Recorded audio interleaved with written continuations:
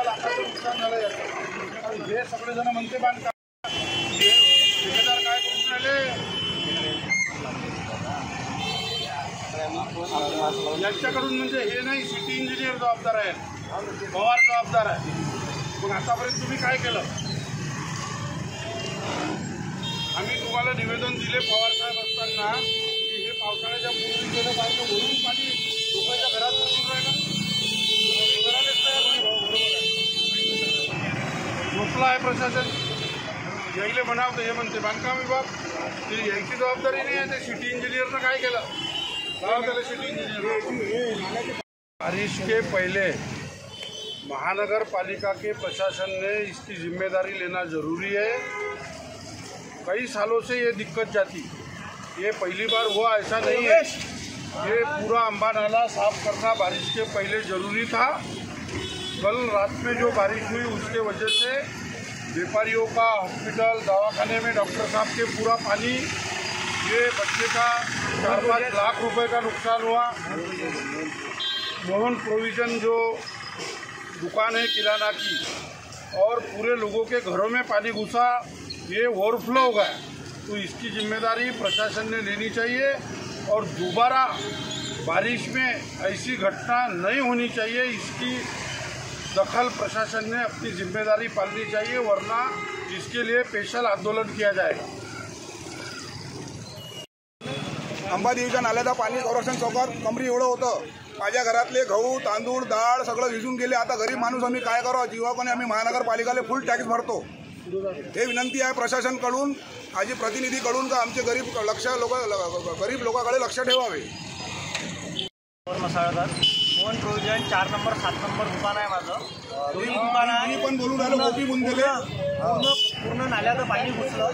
पाणी कमीत कमी 5 लाखाच्या 8 लाखाच्या वर माझं नुकसान आहे. दोन्ही दुकान मिळून सगळं फेकावं लागणार आहे. आता काजूपासून सगळं फेकावं लागतं. गहू तांदूळ सगळं आमचं नुकसान झालं सगळं. हे मोहन किराणेवाले भाऊ आहे. मी गोपी बुंदेले बोलत आहो. आम्ही संरक्षण चौकात राहतो. आमच्या घरात भरपूर पाणी घुसलं आणि किराणा दुकान मार्केटमध्ये सगळं हे अंबादेवीच्या प्रोफेशनल सगळं टीनं लावलेले आहे. त्याच्यामुळं पाणी आमच्या घरात शिरते. आज यहाँ पे अम्बा नाले के पास में कई दुकानदारों का नुकसान हो गया, घरों में पानी गया। इस तरीके से महानगर पालिका लोगों से चौबल टैक्स वसूल कर रही है। ऐसा सोच लो कि ये टैक्स ऐसा है कि सर्वसामान्य भर नहीं सकता। जिसको 300 रुपये टैक्स था उसका 30,000 टैक्स हो गया, और नाले की सफाई नहीं, उसके बाद में कोई व्यवस्था नहीं। मेरी प्रशासन से एक ही विनंती है, जिस तरीके से तुमने टैक्स बढ़ाया है उसी तरह जिनका नुकसान हुआ उनकी नुकसान भरपाई करके देना चाहिए महानगर पालिका प्रशासन ने। ऐसी मेरी पूरी और विनंती है।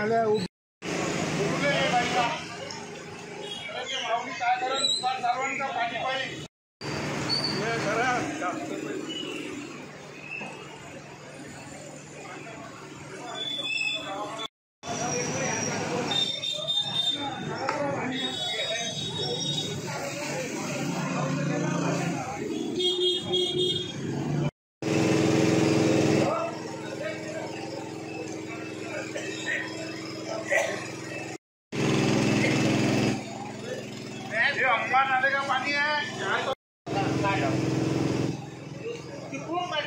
नाले का पानी है ये अम्बा नाले का।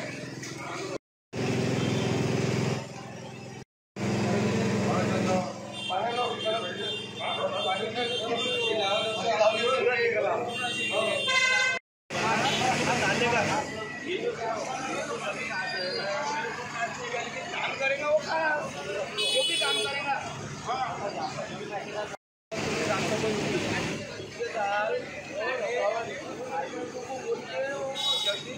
शोभा यात्रा के टाइम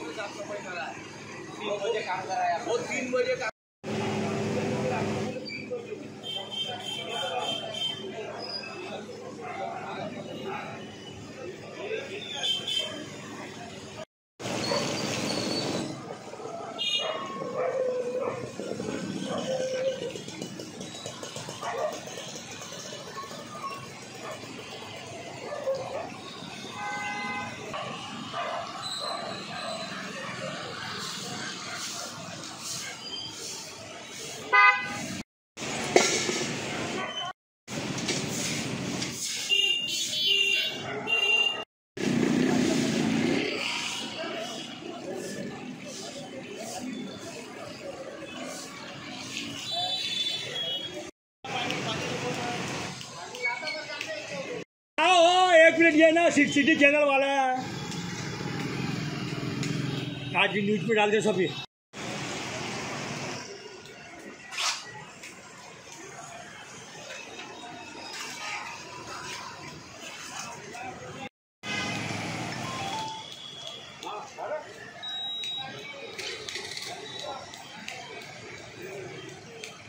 हे असं तीनदा पाणी गेलं आमच्या दुकानात। आता शेतकरी आत्महत्या करून राहिले, तर आता व्यापाऱ्याने करावं का आत्महत्या? काय आमचं तीनदा नुकसान झालं, आम्ही काय कमाई करावं? हे महानगरपालिकावाले येते, पन्नी पकडा, हे पकडा, सर्व बिल असून हे असून 5-5 हजार रुपयाचा न्यायाने लूटमार चालू केली आहे का? टॅक्स किती वाढवला?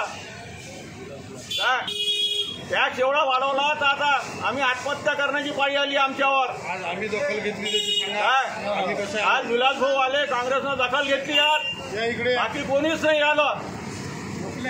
काय बरं झोपले आहे, बिलकुल टॅक्स वाढवून घरी झोपले आहे। आम्ही फक्त काय टॅक्स भराव, तुमचे पोटं भराव आणि आम्ही उपाशी राहू आणि आम्ही मराव।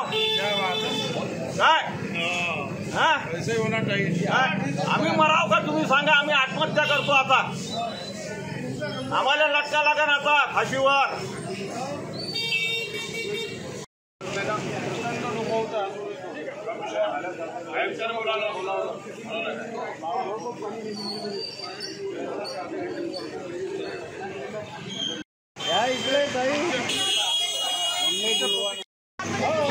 पूरा हमारा ये भी बह गया, वो मेडिकल वाले की दवाई पूरी गिल्ली हो गई, बाजू वाले के पूरे रजिस्टर गिल्ले हो गए।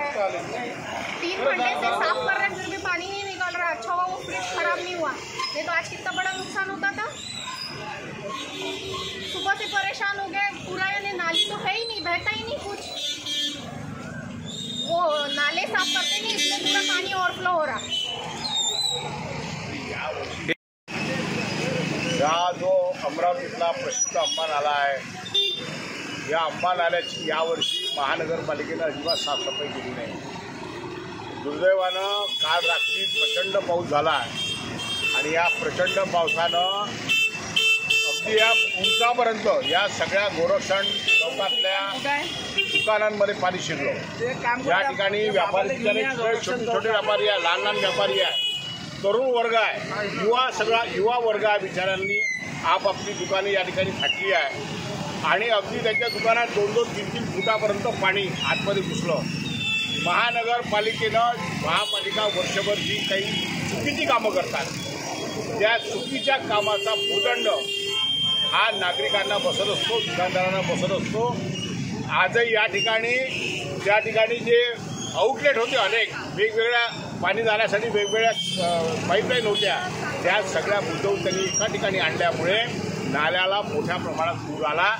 पाणी जे डायव्हर्ट व्हायला पाहिजे ते न होता एका ठिकाणी पाणी आलं, त्यामुळे घरात लोकांच्या पाणी घुसलेलं आहे आणि लोकांच्या सगळ्या दुकानांमध्ये पाणी घुसलं आहे। तरुण जे बिचारे उद्योजक आहे, तरुण जे व्यावसायिक आहे, त्यांच्या दुकानात पाणी घुसलं आहे आणि याची भरपाई खऱ्या अर्थानं महानगरपालिकेनं करून द्यायला पाहिजे, कारण त्यांची ही चूक आहे, नाले साफ झाले नाही आहे आणि अजूनही पावसाळा संपला नाही। अजूनही या बाबतीत महानगरपालिकेनं तातडीनं कारवाई करणं अत्यंत गरजेचं आहे।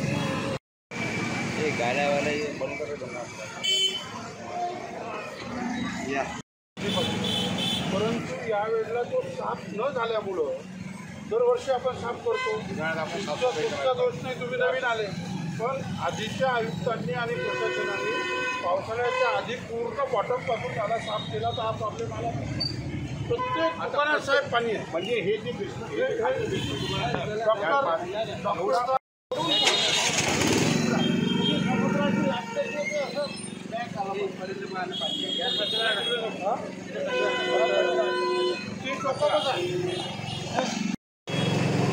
पूर्ण वाढवून पाहिजे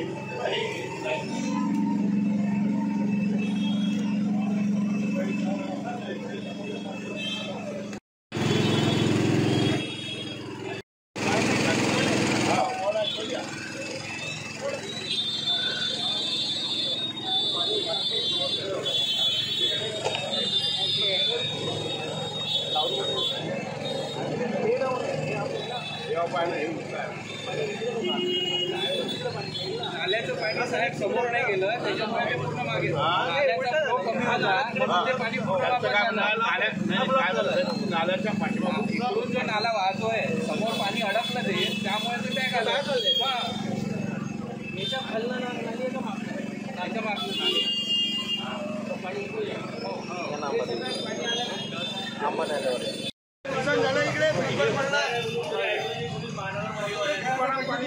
सगळं नाल्याचं पाणी सकाळी 7 वाजता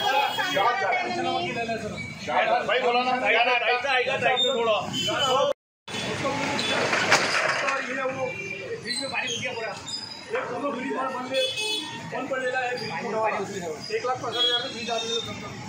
रडले बिचारे सकाळी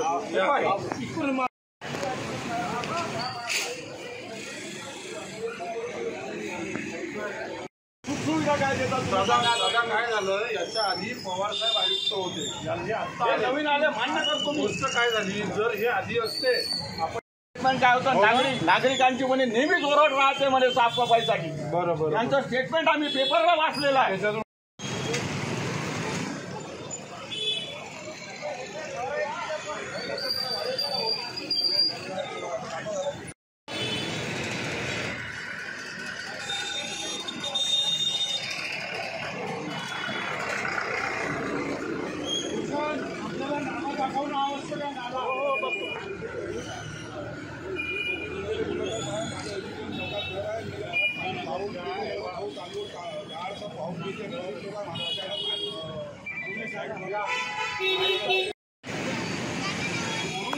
उतार असल्यामुळे असं पाणी आणि हे सगळं चोकाप होतं. जसं वरून पाणी आलं तर हे चोकाप असणार नेहमी कसं हे तिसऱ्यांदा झालं. सुरेश भाऊ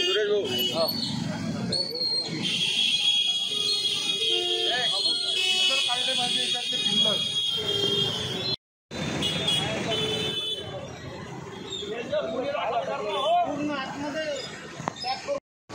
पण पिल्लर आता अंबादेवीमुळे काढता येत नाही.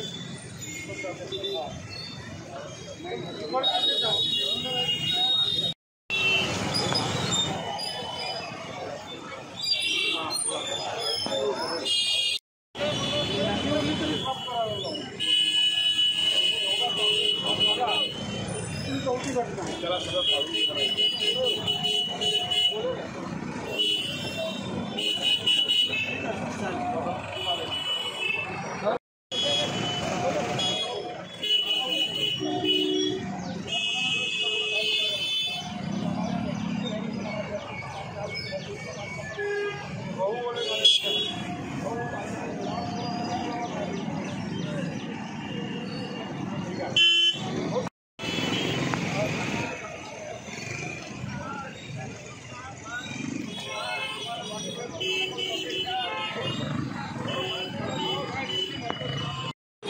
बरं दादा आता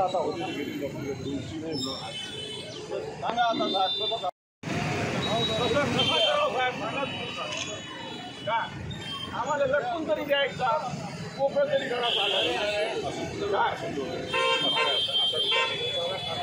असा विचार